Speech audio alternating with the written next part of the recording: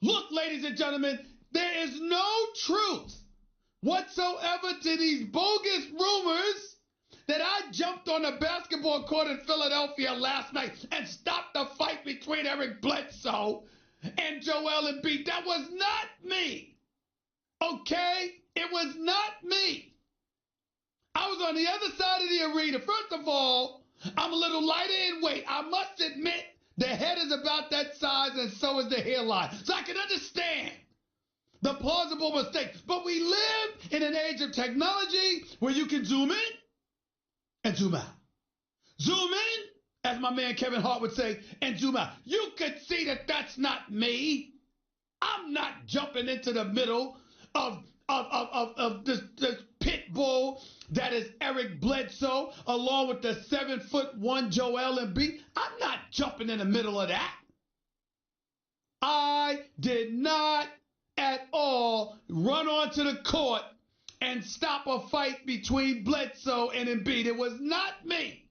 I cannot believe that this stuff has gone viral. I cannot believe that people have been talking about it all over social media. I cannot believe that I got bosses sitting up there wanting to call me into their office because they thought it was me jumping onto the court instead of leaving such responsibilities to the great NBA security members that the National Basketball Association has. It was not me. I was in the arena in the back. I was in the media room drinking some lemonade. And then after that, I came out and saw Allen Iverson.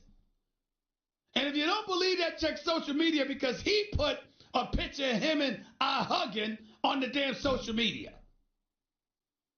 Okay? It was not me. I did no such thing. But I got to tell you, damn, from a distance, it did look like me. Yeah, I have to admit.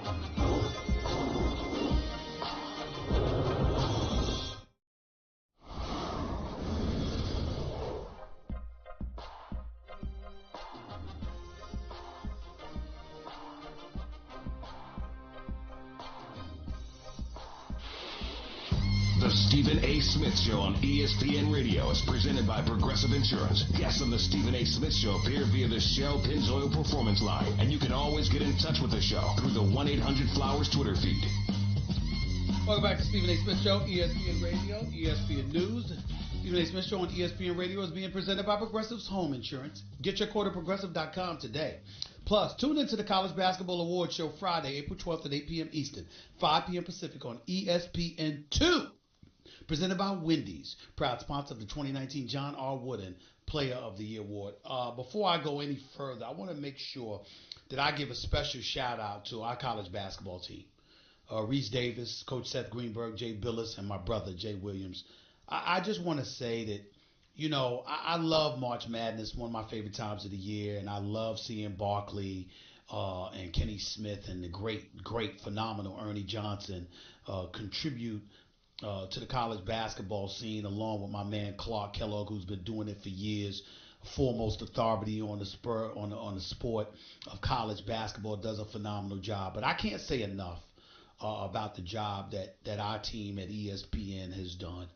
It's unsolicited. Nobody has asked me to. They're buddies of mine. But to just watch them on the air doing what they do and enlightening us all the way that they do. I mean, Jay Williams, Jay Billis, Seth Greenberg, Reese Davis, they're so incredibly knowledgeable. And I remember when I was there, a couple of Final Fours with them, just on the set, on the podium with them. And it truly epitomized why I enjoyed myself so much. Because when you're a part of a team and you're a part of a great team, like they are, and you're just paying a visit, you're like a guest. And they treated me like a guest. And I'm so appreciative of it because it was so great to be working with them. And just to sit at home during this March Madness, watching these guys perform and enlighten us. Of course, Dickie V is the incomparable Dickie V, the one and only. But I'm just saying, those guys that do College Game Day for us, they're just phenomenal. And I just wanted to tip my cap to them. They do a great job. And they've done a great job. And I think ESPN should really be proud. I know I'm honored to call them colleagues and friends. They've done a great job. I just wanted to say that. The other thing I wanted to talk about was Muffet McGraw, the coach at Notre Dame. Her team lost by 1 point to Baylor. Unfortunately, but congratulations to Baylor, no question. But here's the deal. Before that game, Muffet McGraw gave a statement to the press, and she was talking about women and athletics and women in the world today. And her quote was so profound, I felt obligated to make sure I re-aired it for listeners out there so you could hear this yourself. Listen to the coach of Notre Dame basketball, women's basketball, talk about women in the world of sports and women in the world, period. Listen to this. I'm getting tired of the novelty of the first female governor of this state, the first female African-American mayor of this city. When is it going to become the norm instead of the exception? How are these young women looking up and seeing someone that looks like them, preparing them for the future? We don't have enough female role models. We don't have enough visible women leaders. We don't have enough women in power. Girls are socialized to know when they come out, gender roles are already set. Men run the world. Men have the power. Men make the decisions. It's always the men that is the stronger one. And when these girls are coming out, who are they looking up to tell them that that's not the way it has to be? And where better to do that than in sports? All these millions of girls that play sports across the country, they could come out every day, and we're teaching them great things about life skills. But wouldn't it be great if we could teach them to watch how women lead? This is a path for you to take to get to the point where in this country we have 50% of women in power. We have right now less than 5% of women are CEOs of Fortune 500 companies. So yes, when you look at men's basketball and 99% of the jobs go to men, why shouldn't 100 or 99% of the jobs in women's basketball go to women? Maybe it's because we only have 10% women athletic directors in Division I. People hire people who look like them, and that's the problem.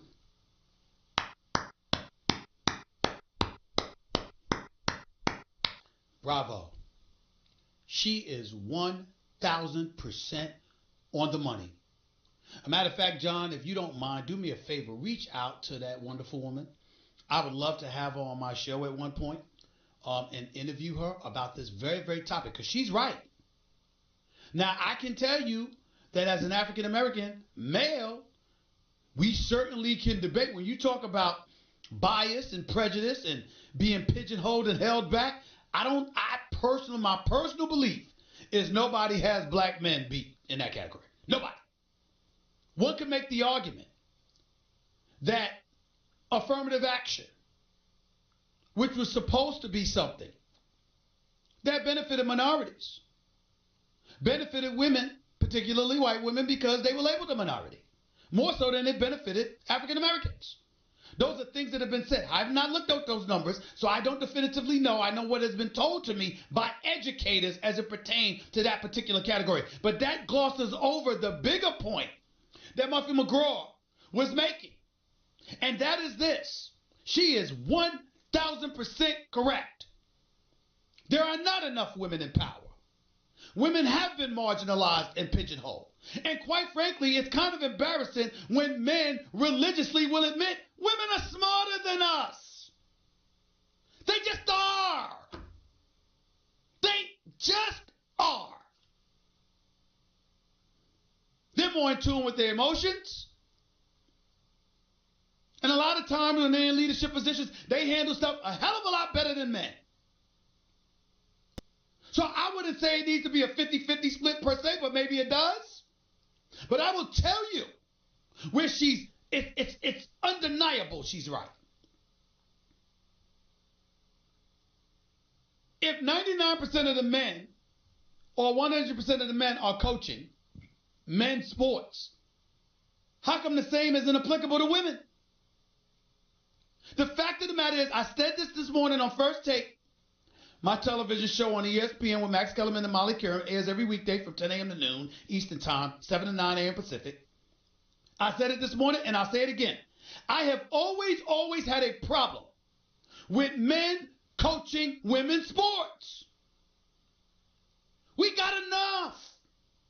As men, I'm talking about white, black, Latino, Asian, doesn't matter. As men, the male species, we have enough. Why is it that we have to be coaching women's basketball? Gino Oriana is phenomenal. He's a winner. I have always had a problem with the fact that he ain't the coach of the men's UConn team. I believe women should be coaching women's sports because you don't give them an opportunity to coach the men. It's like, damn, why can't the women do that? These women play, and when they play, after they play, they want to coach. I'm appalled when I see men with female assistants for women's basketball.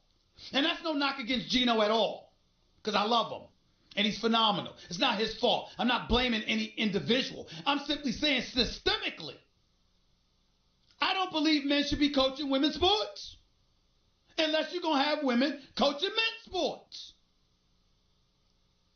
Where's the female head basketball coach in the NBA or college basketball? Where are they in NFL or college football? Where the hell are they? And if they're not there, why should we be in their domain? Can't they have something? It's ridiculous.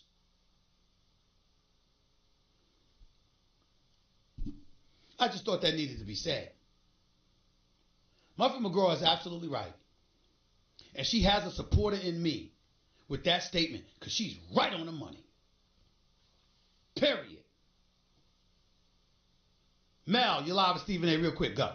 A brother from a different mother. Big time follower, first time caller, brother. Calling from Youngstown, Ohio. Okay. The home of the next president of the United States. My man, I got to go to commercial real quick. I need you to get to your point real fast, buddy. I'm sorry. All right, brother. Go ahead. Sorry. I just want to give a shout out to all the women. And your first caller. My man, I gotta go. I gotta go. You're taking too long. I apologize. I gotta be abrupt. I deeply appreciate the kind words. I deeply appreciate your sentiments, but you weren't ready to talk. So I gotta go. I appreciate the call. Thank you so much. By the way, I don't know if any of you know a girl by the name of Stephanie Reddy. One of my boys just texted me that's connected to the NBA. Stephanie Reddy is wonderful. Wonderful woman. Absolutely wonderful. And a brilliant basketball mind, by the way. Do you know she won a D-League championship coaching men? My man, one of my boys, reminded me of that. Nobody talks about that. Now, she was basically forced out of coaching. Becky Hammond is still there, coaching under Popovich. But Stephanie Reddy did it first. As far as I'm concerned, they should both be coaching. They should both be coaching. They should both be coaching.